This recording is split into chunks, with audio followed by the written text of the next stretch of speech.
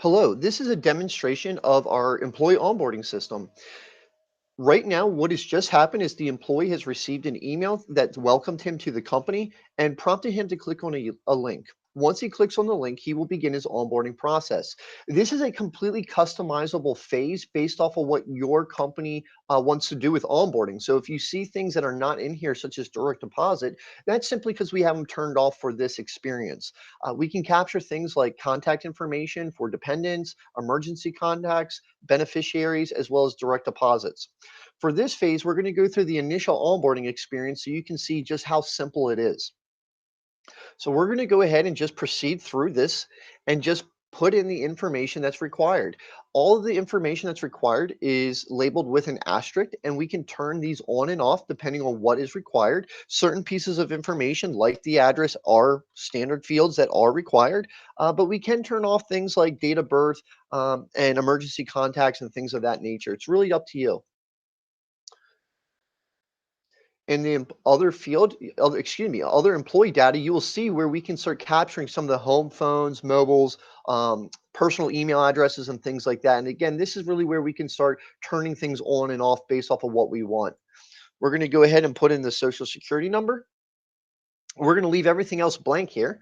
And we're going to continue to our EEO information. If you're required to report on any of the EEO forms, we will capture all this information for you during the onboarding experience, and then you'll be able to report on it as you go through. We also will capture all the I-9 information. You will have the option of collecting employee documents later on, but that is up to you as a company on how you want to handle that. Some people do like to capture driver's license and things like of that nature through the system, but again, it is completely up to you on what you want to do with it.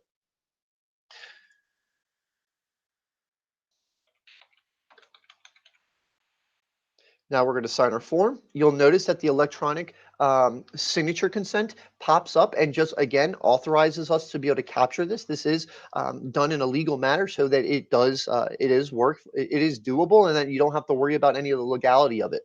So we're going to just go ahead and hit acknowledge and then continue again through our tax information. Now, our system will pinpoint what are the appropriate state withholding forms to use on this, and it's going to do that based off of the resident location and the work location. So we're going to start this, and we'll see that we have a resident location of Maryland, and then of course our federal withholding form as well. So we're going to go ahead and start this process here.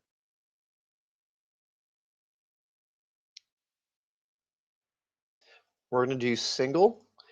We're going to say we are not exempt, and we are not going to do the personal allowances worksheet. However, you will be able to do that. We also are going to have the updated W-4 for 2020 if you're watching this in 2019.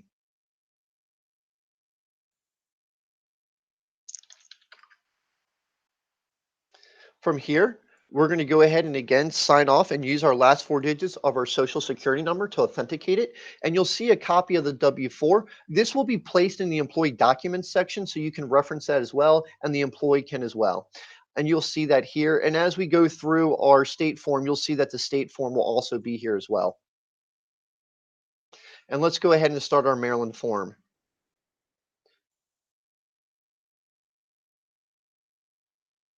Again, we're just going to go ahead and put in some allowances here.